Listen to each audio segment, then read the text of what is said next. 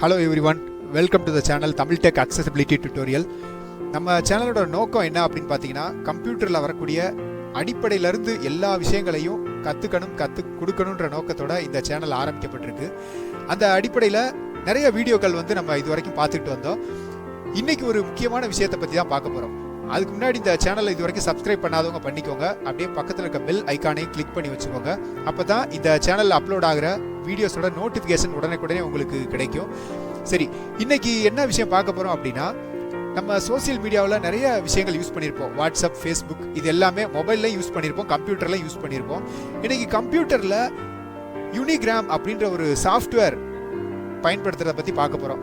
யூனிகிராம் அப்படின்னா, நம்ம சொன்ன மாதிரி வாட்ஸ்அப்பில் என்னெல்லாம் பயன்படுத்துவோம், வாட்ஸ்அப்பில் என்னெல்லாம் செய்வோம், அதை அந்த யூனிகிராம் சாஃப்ட்வேர் மூலமாக நம்ம கம்ப்யூட்டர்லேயே செய்யலாங்க. வாய்ஸ் மெசேஜ் போடுறது, பிக்சர்ஸ் அனுப்புறது, வீடியோ அனுப்புறது, குரூப் ஓப்பன் பண்ணுறது, இது மாதிரி நிறைய விஷயங்கள் நம்ம செஞ்சுக்கலாம். வாட்ஸ்அப்பில் வரக்கூடிய எல்லாமே இதுலேயும் வருது.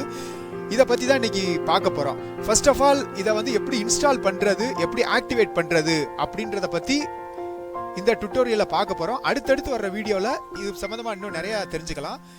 கடைசி வரைக்கும் வீடியோவை ஸ்கிப் பண்ணாமல் பாருங்கள். அப்போ தான் சொல்ல வர கண்டென்ட் எல்லாமே புரியும்.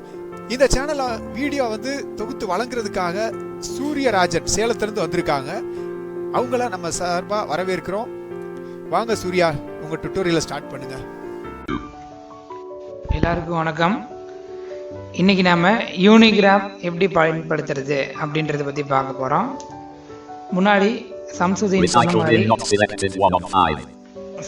சொன்ன மாதிரி யூனிகிராம் அப்படின்ற ஒன்று ஒரு சோஷியல் மீடியா தான்.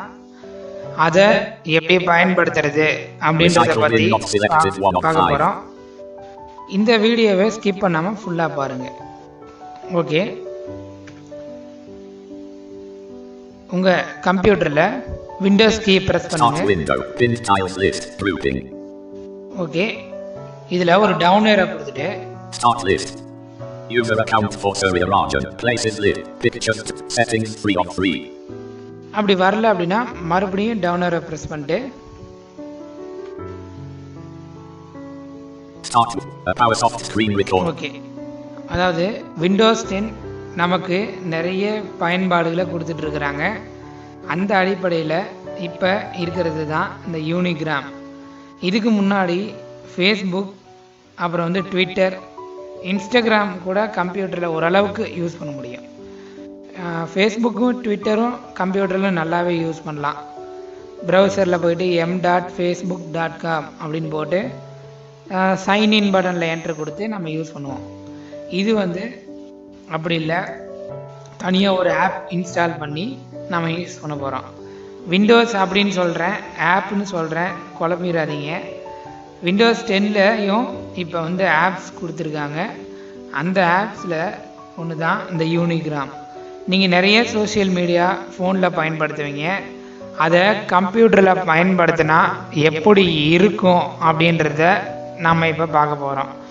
அதில் ஒன்று தான் இந்த யூனிகிராம். ஓகேங்களா?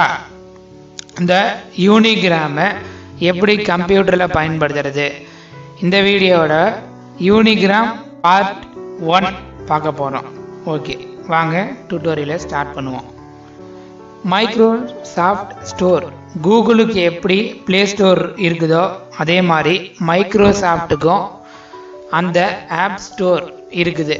அதை வச்சு தான் நாம் இந்த ஆப்பை இன்ஸ்டால் பண்ண போகிறோம். ஒரு குறிப்பு, மைக்ரோசாஃப்ட் ஆப் ஸ்டோரை யூஸ் பண்ணுறதுக்கு மைக்ரோசாஃப்ட் ஐடி இருக்கணும். அப்படி